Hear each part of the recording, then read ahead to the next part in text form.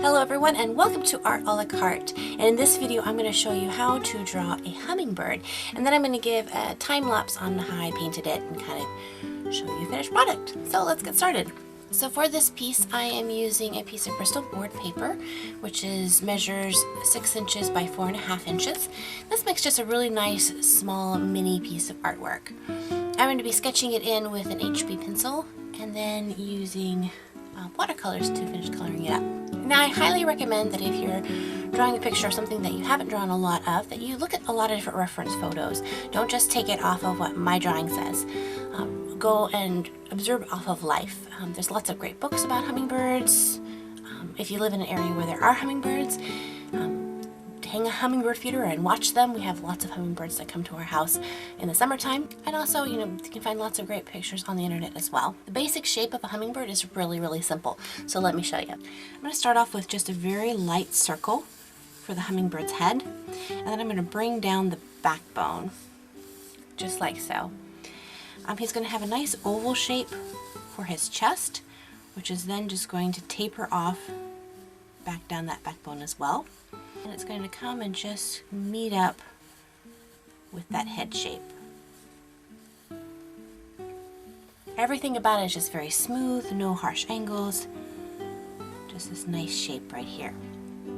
Now when you get to the head part, you want to take a line and divide the head in half, and you can do that in pretty much any direction depending on how you want the hummingbird's head to be tilting. I'm going to have it be tilting kind of at a diagonal up here a little bit, so I'm going to put this right in here, and then depending on the type of hummingbird, his beak will actually be longer or shorter. Some of them have extremely long beaks, some of them have shorter beaks, but roughly about a little bit larger than the size of the head. So if you measure the head shape and add just a little bit more to that. And the beak itself tapers out. It starts off a little bit thicker, and as it goes off towards the end of the beak, it tapers off thinner and thinner and thinner. The hummingbird actually has this really long tongue inside of its beak that it uses to suck out the nectar. Lots of fascinating hummingbird facts to know about hummingbirds. They're just an amazing little bird.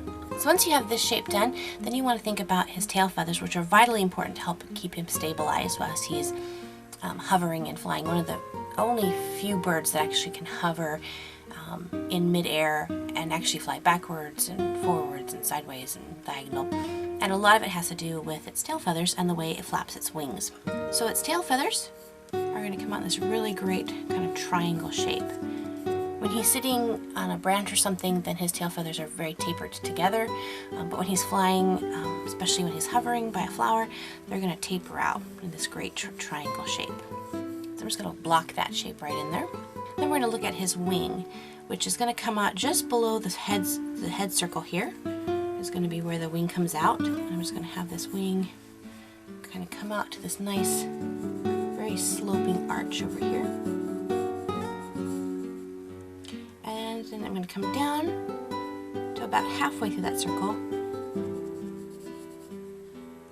bring that in, just like so. I have a couple different videos where I draw birds and bird wings and explain those out a little bit, and for the most part the hummingbird's wings follow the rule of thumb with what the wings look like, so you can check out those videos. And I'm not going to get a lot of detail in here because they're going to be moving super fast, so you can make a choice whether you want to capture that moment in time where you can actually see the wings, or you can do kind of a blurred vision of it, and I'll do another video on that, how to achieve that appearance in a later video. I first wanted to kind of show you how to actually the shape in the body of a hummingbird, just like so. And then last one is I'm going to put in his little eye, and his eye comes down this line here and maybe almost in the center of the circle, but maybe over to just one little side. Nice little circle for his eye. And his little feet, when he's flying, are just curled up underneath him, so they just kind of are hidden in the fluff, so you're not really going to see his little clawed little feet. You might just see just a little tip of his toes sticking out. But this is our basic hummingbird right there, design. So what I'm going to do is I'm going to add in a couple of other details for his environment, and then paint this up and then show you how you can kind of change this into a finished piece.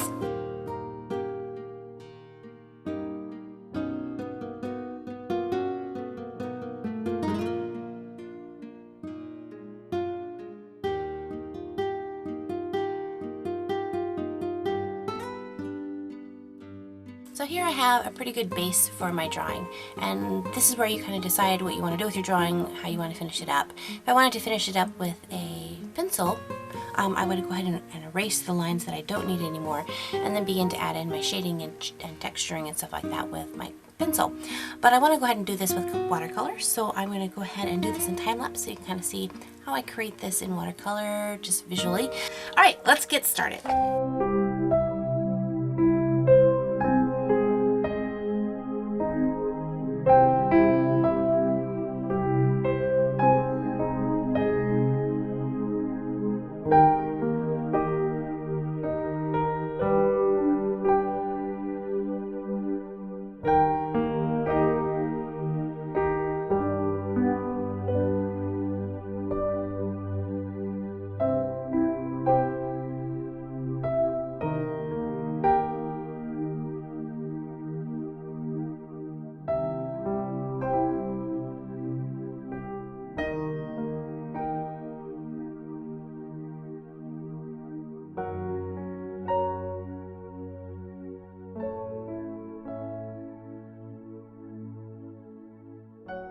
Well, there we go. I think I'm just about finished with this drawing. I might add a few more tweaks here and there, but I'm liking this. So you can see how you can take just a basic, simple sketch of a hummingbird, and by choosing a medium such as watercolor, you can really produce a very nice piece. This would be a great piece to give as a present to someone, either grandma or mom or aunt or anybody who really loves nature would really enjoy this piece. So I encourage you to give it a try, whether you decide to finish it off in watercolor or keep it a pencil drawing, or however you want to finish it. I'm sure it will be a treasure that people will really enjoy to receive from you. I would love to see what you create, so make sure to post your hummingbird pictures on my Facebook page, Twitter, or Instagram, and I'll leave the links to those in the description box below. If you really enjoyed this piece, but maybe just don't have the time to paint it yourself or the patience to create it, and you'd like to own this piece, please check out my Etsy shop. I'll leave the link in the description box below, where you can find this picture as well as many others up for sale. So if you happen to miss out on this painting, don't worry, I upload new pictures each week to go on for sale, so check it out. All the sales for these pictures really help me to be able to produce more of these videos for you. They do things like, buy me food and stuff. So I really appreciate everyone who purchases a painting from me, or a picture or a doodle. So yeah, thanks so much. Well, I hope you enjoyed this video, and if there is a certain kind of bird that you would like to see, I've had a lot of requests for different kinds of birds. I've been trying to get through them. But if there's a certain bird or animal that you'd like to see, please put that in the comment section below, and I will put that on the list, and hopefully you might see that in an upcoming video. So until next time, God bless you guys, and we'll see you later. Bye-bye.